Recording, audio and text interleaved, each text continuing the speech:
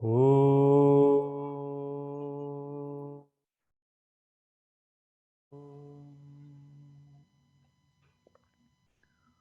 Om Sahana Vavatu Sahanau Bhunaktu Sahaviryam Karavavahai Tejasvinavadhitamastu ma vidvishavahai. Om Shanti Shanti Shanti. Sadashivasamarambham Shankaracharya Madhyamam Asmadacharya Paryantam Vande Guru Paramparam. Ramo Rajamani Sada Vijayate Ramam Ramesham Bhaje Ramena Bihata Nisha Charachamu Ramaya Tasmai Namaha. रामान्नास्ति परायणं परतरं रामस्य दासोऽस्म्यहं रामे चित्तलयः सदा भवतु मे भो राम मामुद्धर समस्तजनकल्याणे निरतं करुणामयं नमामि चिन्मयं देवं सद्गुरुं ब्रह्मविद्वरम् Sadgurum Brahma Vidwaram. We will chant the first verse, Shanti Mantra of Kenopanishad. This one, first time you can repeat. After that, we will chant together. Om Apyayantu Mamangani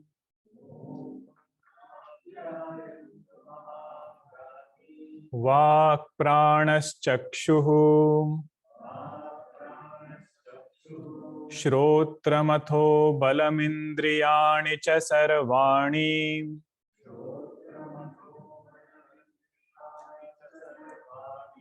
सर्वं ब्रह्मोपनिषदम् माहं ब्रह्म निराकुर्याम् मा ब्रह्म निराकरोत् अनिराकरणमस्त्वनिराकरणं मे अस्तु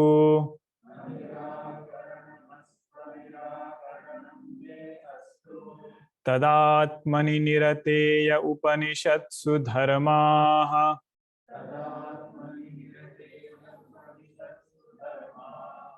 ते मयि सन्तु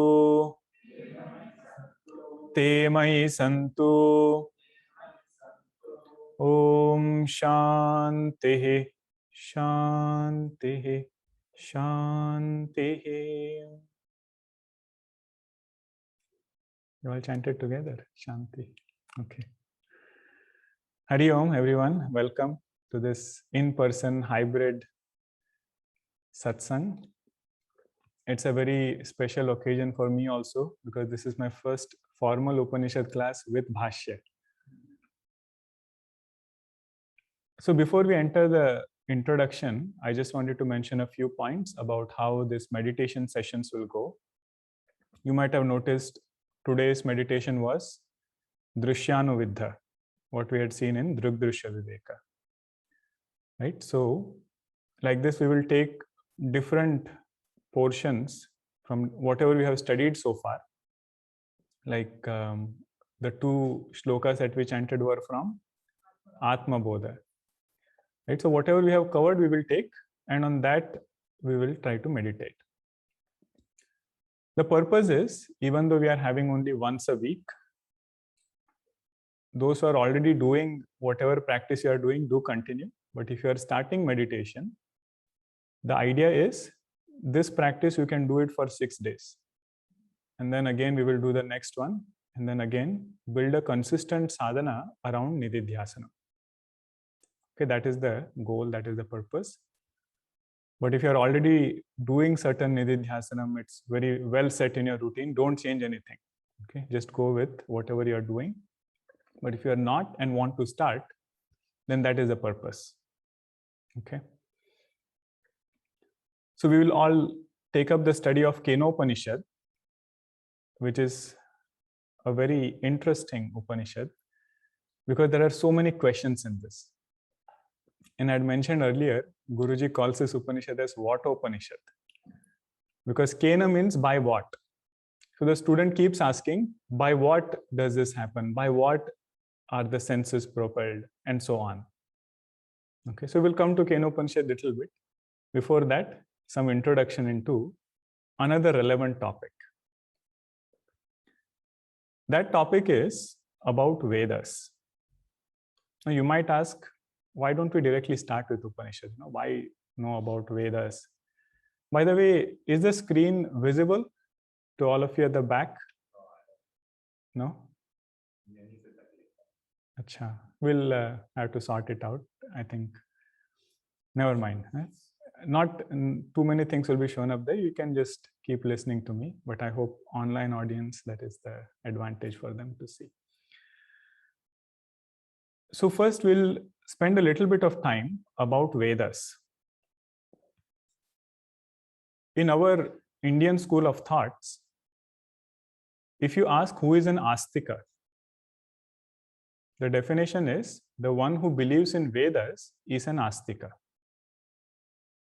Even when it comes to school of thoughts, one who is an Astika is the one who believes in Vedas. And all our great acharyas, whoever were the philosophers, right, the one who started different school of thoughts, the differences came in how they understood Vedas. Which mantras they took as the primary mantras and which ones they took as secondary mantras. In that, differences developed. But their conviction in Vedas was very, very firm. All acharyas who were there. So that is why a little bit of introduction about Vedas is helpful. And second aspect is, we are studying Vedanta. Right? So Vedanta is essence of Vedas. So knowing a little bit about the original source will hopefully make us have more reverence that Vedanta is not any ordinary knowledge. It has come from this source. Like all of you who have seen Gangaji, right, in Haridwar, some desire comes sometimes if you have that connection with Gangaji that I should go to Gaumukh also, because that is the source from where Gangaji comes. So what is the source of this Vedanta? All of us know, although there are 4 Vedas, it was previously only one. Right? Bhagwan Ved Vyasji, out of his compassion, he divided the Vedas into 4 parts. Now, what is the broad classification? First one is called as Rig Veda. And Rig Veda is having lot of hymns. And those times, the hymns were more of phenomenal forces. Agni Devata, Varuna Devata, all elements of nature. Towards that, they had a lot of hymns. Second Veda is called as Yajur Veda. Okay, Yajur, by the name itself, it is something to offer. Yajna, we know. So, lot of rituals are mentioned in Yajur Veda. Different names you might have heard, right? Darsha Purnamasa, Vajapeya, Somayaga. Dashrath Maharaj does Putra Kameshti Yajna. Yudhishthira does Rajasuya Yajna, Ashwamedha Yajna. Now, where is the source of all of these yajnas? Source is Vedas only, and in particular, Yajur Veda. Okay, that is the second one. Third Veda is Sama Veda, where the broad classification or the way in which mantras are put there is those mantras which were set to musical notes, which can be sung, that those mantras are in Sama Veda. Our Panditji is very knowledgeable in all these, and I have a very nice time learning from Panditji whenever he comes here. Even if you see the way he chants Sama Veda mantras, they are more in a musical format. And Atharvana Veda is the fourth one. Now here I have written hymns related to creation. This is not a very precise definition. You can say whatever miscellaneous things are there, they are in Atharvana Veda. Okay. Those are the 4 main Vedas. Now to whom were these Vedas revealed? So it is said Rishayaha Mantra Dashtaraha. Vedas were not composed, they were revealed to sages, rishis of that pure intellect. Meaning there cannot be a new Veda that somebody has to write and compose, or there cannot be something better that can come in Vedas.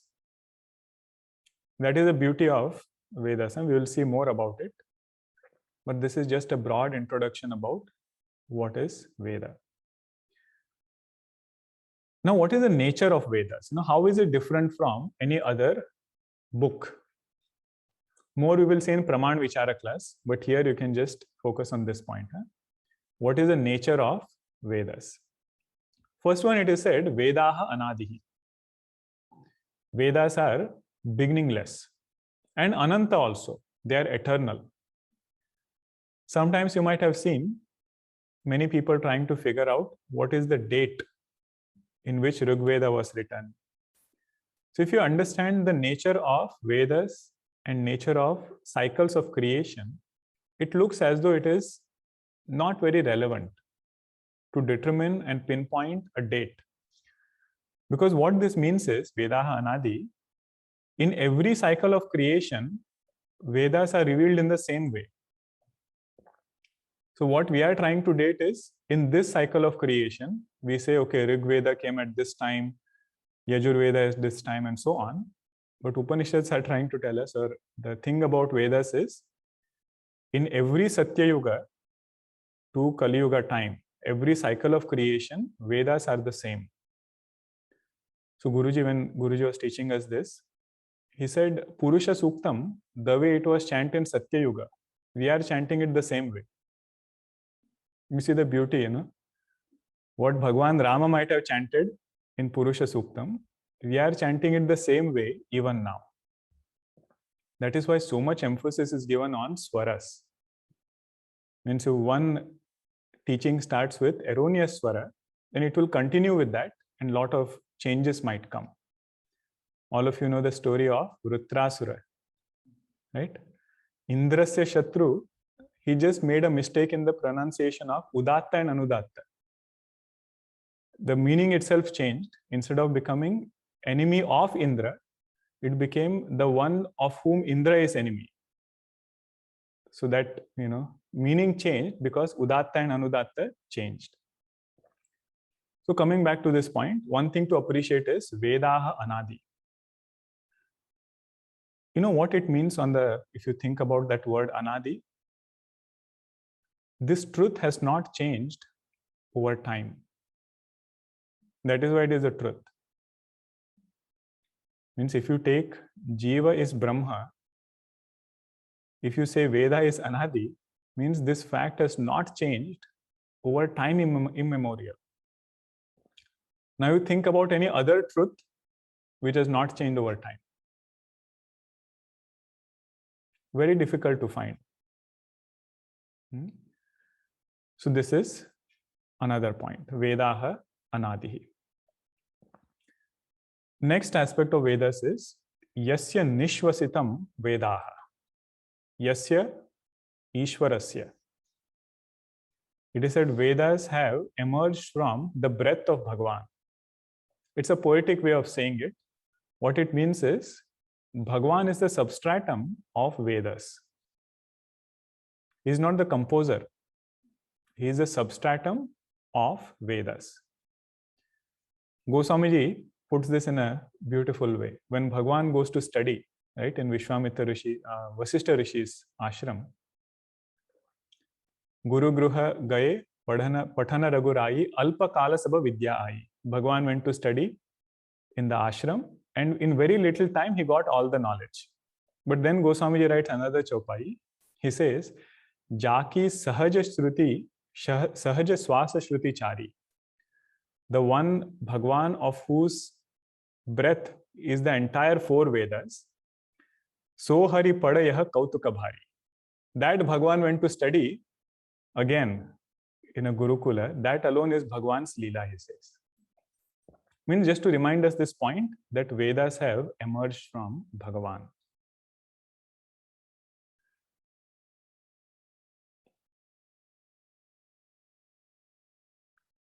Another point about Vedas is, how is it different from any other book? That it is not a composition. It's a revelation, not a composition. This elaboration we will see in Praman Vichara class. Why is it important to study Apaurusheya? If we understand Vedas are Apaurusheya and it is Pramanam, then our conviction and knowledge will be strong. If I know that there is only one means to know this truth, and my sense organs cannot tell me that, then whatever Upanishads are telling, that will become more firm. Okay, how this is? Hold it off to Praman Vichara class. If you want a simple example between what it means to discover and what it means to compose or invent, you see these two examples. We say Newton discovered the law of gravity. We don't say Newton composed or Newton invented the law of gravity. Why do we say that? Because even before he discovered it, law of gravity was still working. It was just revealed to him because he thought about that in a particular way. Whereas we say, who was the discoverer of telephone? Graham Bell. So we don't say Graham Bell discovered it, he invented it. Means it was not there before, and with his intellection, with his knowledge, he brought out a new thing called as telephone. Now, what is so special about discovery? One is, it is always there. It is just revealed to the right person at the right time. And second is, anybody else who follows the same method will come to the same conclusion. That is the beauty of discovery. So Vedas also were revealed or discovered, revealed is a better word than discovered, by rishis. And not all Veda mantras were revealed to one rishi. So whoever went for that knowledge, whoever tried to use the same method to reveal that knowledge, that got revealed to that rishi. Okay, so this is called as Apaurusheyatva.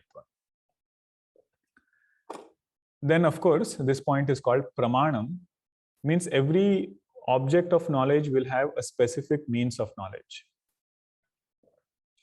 Put it other way, without that means of knowledge, knowledge of that object will not take place. This is more powerful. If I say, I want to see color, without eyes, no matter how hard I try, knowledge of color will not take place. So that exclusive means of knowledge is called as Pramanam. So now you think about, if I want to know the nature of Brahma, how will that knowledge take place? So that is why it is said Upanishads or Vedas, they are Pramanam. Vedas also talk about dharma, what is right, what is wrong, or what result I will get because of certain actions. I alone cannot decide it. So in dharma and Brahma, if I want to know, Vedas will become Pramanam. Now put it other way, it's more effective that way. If I don't have Shastra, clear knowledge of dharma and Brahma cannot take place. You see that Anmaya Vyatireka, it works in that way. Okay, more elaboration. Praman Vichara. Many people have been asking, what is Praman Vichara? Which textbook is there? What are you going to teach? All of these discussions will come there, but we should remember the purpose. It is not another intellectual inquiry. It is for us to deepen our knowledge of Upanishads. Upanishad should not remain like another book. Okay, so now within Vedas, there is some classification. It's helpful to know that, so that when we read Bhashya, it will be easier for us to understand what Bhagwan is writing there. The first part of Vedas are called as Samhitas or mantras. Okay, Samhitas or mantras, these are mostly hymns. The ones that we are familiar with is Gayatri Mantra. Did you all know Gayatri mantra is from Rigveda? It's not another independent mantra. It is from Rigveda. And seer is Vishwamitra Rishi. Buddha Kaushika Rishi, like that we chant, right? Purusha Suktam, that all of us chant, that also is from Rigveda, but it does come in other Vedas also. And the last one that all of us are very familiar is Rudram and Chamakam. That is also part of Vedas. And that is Yajurveda. That is why the swaras, Name, you cannot chant one down and one up. That precision is needed because it is Veda mantra. So this is Samhita portion, mantra portion of Vedas. Now the main purpose, if you want to call, of Vedas is twofold. One is called as Abhyudaya, second is called as Nishreyasa. Abhyudaya means material prosperity in a good way. Desires are very natural to us. Vedas say if you have desires, we have ways to fulfill it. And the way to do that is by doing different kinds of rituals. How to use mantras for rituals, how to have construction of those rituals, all details, the portion that talks about it is called as Brahmana. Now this Brahmana has nothing to do with the Varnashrama Vyavastha. Brahmana, Kshatriya, no relation there. Brahmana only means that portion of Veda which talks about rituals and how to use mantras for rituals. Like Purusha Suktam we chant, but you might have seen Yajna being done with Purusha Suktam. Right? Different mantras are chanted for that. So that is this Brahmana portion. Now somebody says, for how long can I keep entertaining these desires? Having followed this Brahmana portion, mantra portion for sufficiently long time, somebody comes to a point where that sadhaka starts feeling, I have to move on to the next level now. That sadhaka becomes the student of the third portion of Vedas, which is called as Aranyaka. So Aranyaka literally means that knowledge which is given in a forest. This is where subtle meditation practice are described. What we otherwise call as upasana. Now that sadhaka has to be introvert, has to have certain different goals, and most importantly, that sadhaka wants a beautiful mind. So best antidote for that is different meditation practices. So these three, if you see, it is as though a journey of a sadhaka.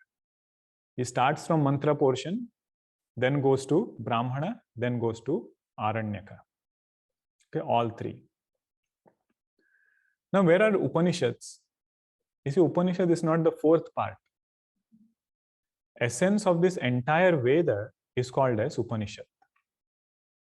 And Upanishads can come anywhere in Samhita portion, in Brahmana portion, or in Aranyaka portion. Right? Upanishad or Vedanta, what we call, it is not physical end of Veda. It is the essence of the teaching of Veda. So for example, Kenopanishad, what we are going to study now, is part of Samhita portion. Same with Ishavasya also. Chandogya Upanishad is part of Brahmana portion. And Brihadaranyaka Upanishad is Aranyaka. That word itself is there, right? Aranyaka is there in the name only. So that is how Upanishads form the fourth element of Vedas. Okay? Mantra, Samhita portion, Brahmana portion, and Aranyaka, and then Upanishads. All of you are with me so far? Okay? This is the only time we will say this. Once we start Upanishad, we will not come back to the introduction portion. Now, all of you might have heard the word Shakha. Even when you do the introduction, Abhyudaya, in that one also, this word comes Shakha. What is Shakha? One set of Mantra, Brahmana, Aranyaka, and Upanishad together is called as Shakha. Okay, Shakha means our rishis understood that if you tell them to read the entire Vedas, nobody is going to memorize, nobody can read. We will take sample of it. So some mantras from Samhita portion, some from Brahmana, some from Aranyaka, and then Upanishad together is called as one shaka.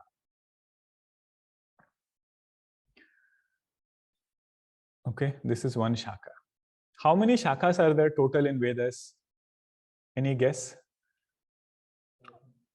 1,000, yes. So it is 1,180 shakas. Okay, that many shakas are there in Vedas. Now come to the surprising numbers. Do you know how many shakas are available to us right now? You see the numbers. Rig Veda, 21 shakas are there. Only one shaka is available. Shakala Shakha Adhyayi. That one shaka. Shakala Shaka, only one. This, if you see, right, you will understand the mantra, the verse in Bhagavad Gita. Sakale neha mahata yogo nashtaf parantapa. Bhagavan says Vedas only, these shakas have gotten disappeared because seekers were not there. Okay, so first one is Rig Veda, has 1 out of 21 shakas. Second one is Shukla Yajurveda. Yajurveda has 2 parts, Shukla and Krishna. Shukla Yajurveda has 2 out of 15 shakas remaining, what we know right now. So one is called as Kanva Shaka, another is called as Madhyandana Shaka. Names you don't have to worry, I'm just mentioning because it will keep coming somewhere in Bhashya. Those who are interested can note it down. Krishna Yajurveda, 94 shakas were there, out of which only 1 we know. And that is called as Taittiriya Shaka. Okay, that is Krishna Yajurveda. Samaveda, 1,000 shakas were there, out of which only 3 are there right now. One is called as Ranayaniya Shaka. Kauthuma Shaka is the second one. Third one is Talavakara Shaka, what Kenopanishad, the Upanishad which it belongs to. Okay, Ranayaniya, Kauthuma, and Talavakara.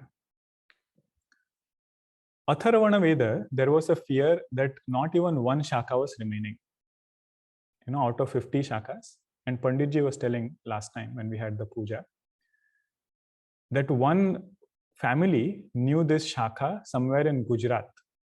And our Paramacharyaji, he sent people to study and then brought them back and then made sure that this shaka is, kept alive. So this is there are different names by which it goes. Saunaka Shaka is one of the names of this Atharvana. Basically, very few shakas are remaining right now. And our job is, whatever little we can study, we should do it sincerely. Because these shakas cannot live by themselves, right? They will live in people who have reverence for them. So at least Upanishad, if we can study sincerely, that is our contribution. Rishi Runa, what we call, is this only. What they have given us, we have to just continue forward. Now in the olden days, the way of studying was at least study 1 shaka. And that would be of the Veda to which that person belongs to. If that person is very brilliant, then you say you can study another shaka of another Veda. So he will become Dvivedi. You study 3 shakas from 3 Vedas, they will become Trivedis. Atharvana Shaka, they have to study all 4 if you have to become a priest of Atharvana Veda. So they were called as Chaturvedis. Last names also came from there, number of shakas, number of Vedas they used to study. In contemporary times, all of you must have heard the name of Swami Gangeshwaranandji or Puja Gurudev. You might have seen the picture, one who had Prajna Chakshu. He didn't have physical eyes. Swamiji was the one who took on this task of preserving Vedas.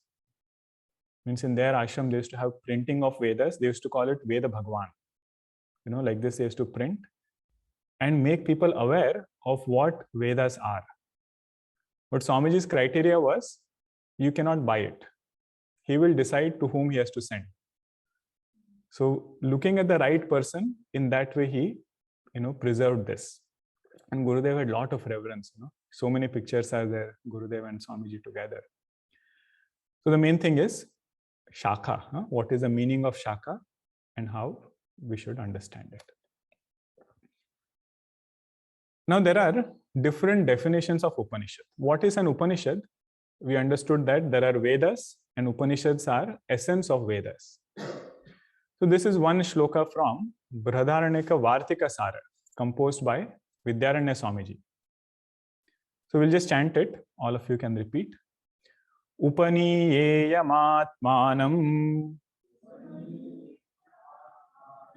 Brahma pastadvayam yataha Nihantya vidyam tajjam cha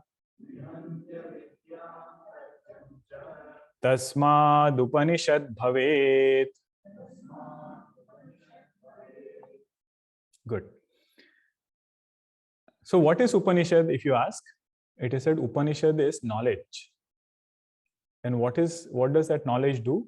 It does three things. First thing is, it removes ignorance and its effects. Nihanti avidyam tajjamcha. What is this ignorance? My association with thoughts, my association with body, and the world outside, and giving same degree of reality to both of them. That is a fundamental ignorance, right? I think I am this mind, I am this person, and with that I relate with this body, and whatever experiences I am going through, I feel it is very much real. With that avidya, the result of that is shoka and moha. So Upanishad, if it has come in our life, it should remove this fundamental ignorance and also whatever is following that. Okay, nihanti avidyam tajjamcha. The purpose we are discussing this is, after studying Upanishad, we should know what should happen. Or at least we should know what to look for. Sometimes Upanishad finishes and we still have the question, what was the question and how was it answered? And in particular, Kathopanishad. We know the question very nicely, right? Nachiketa asked. But many a times after studying Kathopanishad, we wonder, what did he ask and what did he answer? But these points we should catch hold of. Then we will appreciate how Upanishad unfolds. Second is, Upanishad removes ignorance, but ignorance about what? Ignorance about my nature as a finite individual. You see those examples there? There are three pots, right? All of us begin with this understanding, just like that pot space. Because of the pot, the space starts thinking, I am limited only to this pot. So pot space 1, pot space 2, pot space 3. And Upanishads are here to tell us that this individual pot space is the same as total space. There is no difference. Space is not finite, it is infinite. Now think about our experience also. I think I'm a finite individual. Upanishad is the knowledge which will remove this ignorance and tell me that I am infinite. And this knowledge is not the topic of any other means of knowledge. What is nature of Brahma? What is my nature? No other knowledge will tell me. And third thing what it does is, it doesn't want to leave us at consciousness and the world. What we saw in Drigdrishya Viveka as Drashta and Drishya, it doesn't want to leave us at two things. The purpose of Upanishad is to tell us Drishya doesn't have independent existence. Today's meditation, did you hear one sentence? That thought doesn't have independent existence of me, than me. It borrows its existence from consciousness. It borrows the ability to illumine from consciousness. Just like there is nothing called as rope and snake, there is only the rope. So first step is to understand that at least there are two, because right now I might be seeing only snake. So Upanishad will come and say there is drashta and there is drishya. But end of Upanishad, it should not remain two. I should have clarity about how there is non-duality. Upanishad class will be like this only. Advaita Vedanta we are studying. So that is how it will go. You say, how many Upanishads are there? So there are several Upanishads. There is one Upanishad called as Muktika Upanishad, where 108 Upanishads are listed. Different names are there. But in general, popularly we know that there are 10 major Upanishads. There is a shloka also. Our rishis, they were, very much fond of making shlokas. Any definition, they would make a shloka. So, Ishake nakata prashna munda mandukya tattiri. Ishavasya kena katha prashna mundaka mandukya taitiriya. Tittiri means taitiriya. Aitareyam cha chandogyam brihadaranyakam tatha. Aitareya, Chandogya and Brihadaranyaka. So this total comes to 10. You don't have to write all the names. I will put all the slides and everything. You can write down what is not there on the slide or whatever you want for Mananam. Now, why are they called 10 major Upanishads? Because Bhagwan Shankaracharya ji has written commentary on these 10 Upanishads. Okay, that is why they are called as 10 major Upanishads. Now, if you have a high school student or a teenager, they will constantly ask questions. Next question would be what? Why did Bhagwan Shankaracharya ji write only on 10 Upanishads? And this I asked one sadhaka. They said, because he ran out of time. He could have written more. But that is not the case. Why he wrote commentary only on 10 Upanishads? There is a reason for it.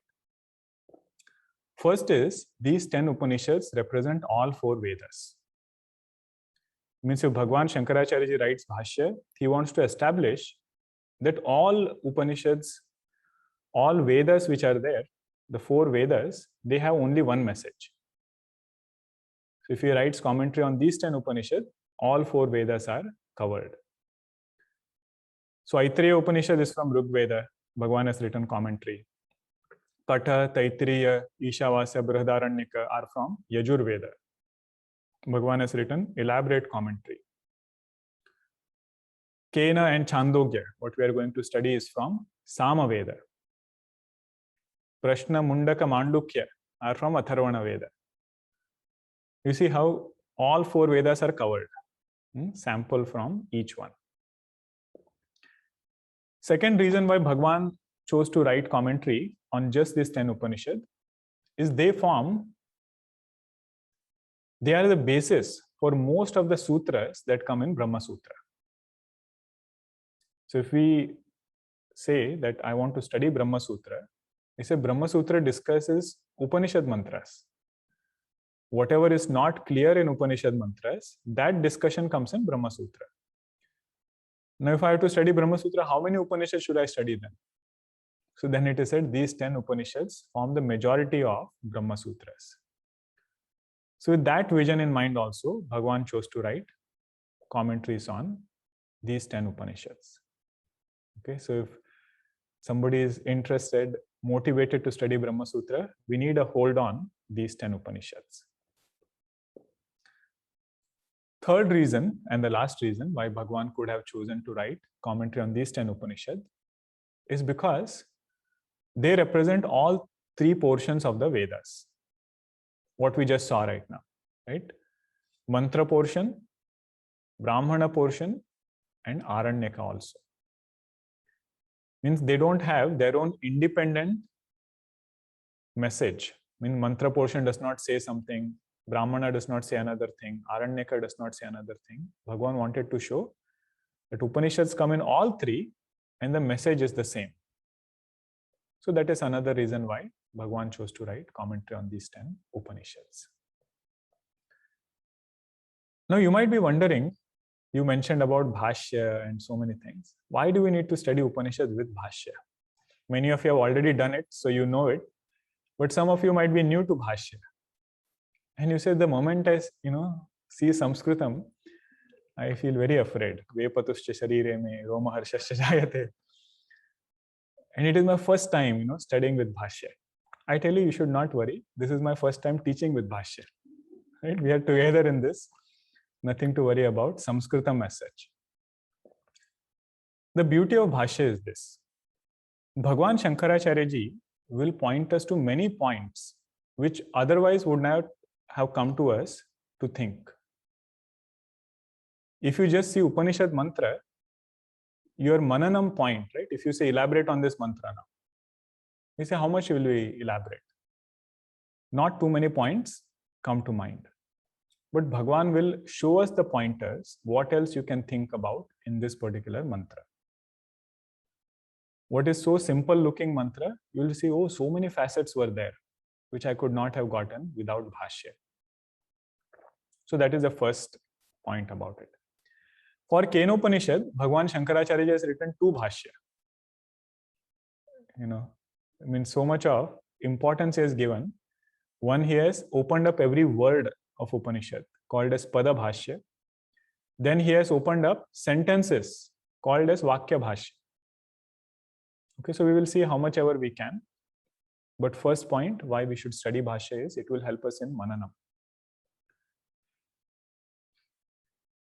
Bhagwan will also give lot of connections. He will connect one verse to the another verse. He will connect verses to the main chapter. He will introduce every chapter. Otherwise, it's very hard to know why this mantra has come over here. So with that, we are able to get a lot of clarity. Clarity about that subject, most importantly, clarity about our nature. Right? So that is why Bhashya is important. And the last one is, you will feel that you have a deeper knowledge of Upanishad if you study with Bhashya. Means some word which would have looked very obvious, but the depth that you will have with Bhashya will be very different. Right? Like 2 birds analogy you have heard, right? Mundaka Upanishad. Dva Suparna Sayuja Sakhaya. Now, if you read it without Bhashya, you will wonder who are those 2 birds. And there are so many interpretations also. Right? You can always bring your own opinion and try to fit it in. But Bhagwan Shankaracharya ji will make sure that he keeps all Upanishads, all other granthas in mind while he writes Bhashya. He will not contradict himself anywhere. If he says something here, later on in Mandukya, he should not contradict it back again. So that much of seamlessness will be there. Okay. So to whatever extent, we will try to dive into this. Now a little bit about our Upanishad, what we are going to study, Kenopanishad. It is from Samaveda and Talavakara Shakha. Now all of you know what is Shakha, how many Shakhas are there, everything. Right? So this is from Talavakara Shakha. The interesting part of this Upanishad is, it focuses right on ourself. Means what is the nature of I, it will come right there. Many other Upanishads, they have a lot of discussion about creation and other topics are discussed. So somewhere the sadhaka feels overwhelmed. There you need a lot of Shraddha also to think about creation in the way that Upanishads are teaching us. But Kenopanishad, best is your body, the mind, prana. It will start inquiry right from there. So then it becomes easier for us to connect with this Upanishad. Then there is a dialogue. It's unlike just a set of mantras. There is a question answer that happens between the teacher and the student. And the teacher is a very strict teacher. He tests whether the student has gotten this knowledge or not. He gives him another examination as though, and then the student is very wonderful. First, he doesn't fare that well. Second time, he passes with flying colors. That dialogue will also be there. Third one, there are some, fourth point is some upasanas are mentioned to purify the mind. Elaborate discussion is there about nature of Bhagwan. This is one of the only Upanishad where Bhagwan Shankaracharya ji with logic proves why we need Bhagwan. Okay, if you are teaching high school, if you want more point, I mean, that is not the only purpose why we should study Upanishad. But if you want logical reasoning about nature of Bhagwan, lot of pointers will come in this Upanishad. And then there is a story also about Devatas getting arrogant. You see the spectrum of points which are there, right from some story that we can do for children also, all the way until philosophical messages. One trivia about this Upanishad is Drigdrishya Viveka is based on this Upanishad. So those of you who have attended it, original source of Drigdrishya Viveka is Kena Upanishad. And this I couldn't help or resist myself from bringing it. Our Puja Gurudev's first yajna was on Kena Upanishad only for 100 days. Lot of, in the archives, we have a lot of the Prasad Pustikas Gurudev used to give. So the front page shows that, Kena Upanishad yajna, notes taken. That was his yajna prasad that he gave. Don't worry, we won't take 100 days. I'll finish before few classes. We should be okay.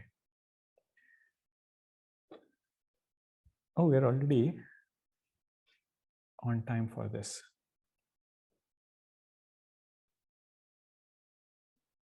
Shall we do this? Because today we don't have Q&A. I'll take 5 more minutes and then we'll conclude. Next session, last 5 to 10 minutes, we can have Q&A. But today I don't see any questions or any from you either. Let's just continue this. Many times we have this question, I am a seeker of Advaita Vedanta. What is the role of prayer in my life? Whom am I praying to? What am I praying to? That question will be answered when you look at this Shanti Mantra. You see what the student of Advaita Vedanta is praying. Om Apyayantu Mamangani. We chanted this, so I'm just chanting it by myself. He says, Bhagwan, may my body be healthy. Apyayantu, pyai dhatu, means may it be healthy. What? Mama Angani. May my body be healthy. What will you do with healthy body? He said, Bhagwan, I'll do sadhana. I will do seva. I will follow the Vedic way of life. For that, I need a healthy body. And it is said, there are only 2 conditions of the body. One condition is it will give joy. Another is it will give sorrow. There is no third condition. Means if body doesn't demand attention, that means it's a healthy body. Something is hurting, then you know how much of attention it demands. So this sadhaka is praying to Bhagavan that may I have healthy body. Vak pranas chakshuhu shrotramato balamindriyani cha sarvani. May my speech be auspicious. Prana, vital air, chakshu, all other sense organs which are there, may they be brilliant, may they be very strong. Why do I need all of that? This is because I can have sattvic things going into me. Means this is health of subtle body. First line was physical body, second line is subtle body. Now this is very beautiful. He says, Sarvam Brahma Upanishadam. I have heard about Brahman. Not any Brahman. Upanishadam Brahma. Means that Brahma which is described in Upanishads. So Upanishad is adjective for Brahma. Sarvam Brahma Upanishadam. Right now, Upanishads keep telling me that everything is Brahma, you are Brahma, Jagat is an appearance. Even this Ahankara is an appearance, but I don't get it yet. But may that not become a reason for me to deny Brahma. That is his ask, prayer over here. Maham Brahma Nirakuryam. May I not lose faith in Upanishad. May I not lose faith in this knowledge. Once I get this knowledge for myself, then this faith has served its purpose. Fire is hot, I don't need faith. because I have knowledge. But if I say there is Agni Devata, then I don't have knowledge about Agni Devata yet. So there I need faith. So for Brahma also, it is said our journey will start with Shraddha. So he's asking here, Bhagwan, give me Shraddha. Ma Brahma Nirakarot. Bhagwan, from my side, may I not deny this truth, but from your side also, may there be grace in my life. May I not step out from this spiritual path. With lot of effort, I have climbed onto this. Now, please make sure that because of my own thoughts, my own karma, whatever it is, may I not stray away from this path. So that is the krupa of Bhagwan. He says, Ma Brahma Nirakarot. May Bhagwan not deny me. When denying will be in this way, that I will lose faith in Shastra, I will lose faith in sadhana. That itself is denial. Anirakarnamastu, anirakarnam me astu. Again and again, he is praying to Bhagwan that please make sure that I don't lose this faith and I'm not denied of this truth. Last one he says, Tadatmani nirateya upanishatsu dharmaha. That Bhagwan, I have heard that in Mahatmas who have gotten this knowledge, they have very certain virtues in their life. May all those virtues come to me. Tadatmani nirate, those who always revel in Brahman. Atmani nirate, in those people who are always reveling in this Upanishad Vakya, they have certain virtues. Tadatmani nirate Upanishadsu dharmaha, te mayi santu, te mayi santu. May those become mine, those become mine. Means he is having role model as Jnani Mahatmas. And we know whomever we revere, their virtues come to us. So that is the prayer of student of Upanishad. Healthy physical body, healthy subtle body, Shraddha. May I not deny Brahma.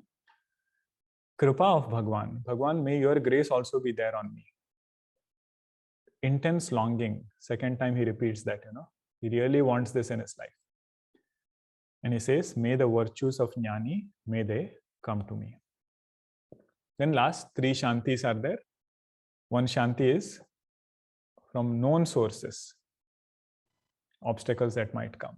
One from unknown sources, obstacles that might come. One from inside only. Mind might give trouble, body might start telling something. All of that should be Shanti. That is why the third Shanti is softer. It's for you only, right? You don't have to have everybody else know. Okay, so this was our introduction to Kenopanishad. Next session, we will begin from the first introductory Bhashya. Don't worry about Bhashya. Understand that I am also doing this the first time. We will do it together, whatever little we can. There are online, we have a PDF, which more details will put it on the chat. So if you see here, this is how it will look. Top portion is Pada Bhashya. The down one is called as Vakya Bhashya. In addition to this, I will bring it on the slide also in the beginning sessions, so you don't get lost where it is, what we are referring to. Okay, with that we will try to study.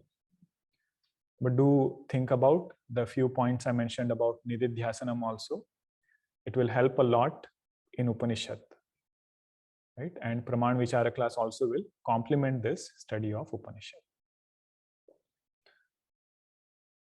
All right. Om Purnamada Purnamidam Purnat Purnamudachyate Purnasya Purnamadhaya Purnameva Vashishyate. Om Shanti Shanti Shanti. Harihi Om Shri Gurubhyo Namaha. Harihi Om. Hari Om.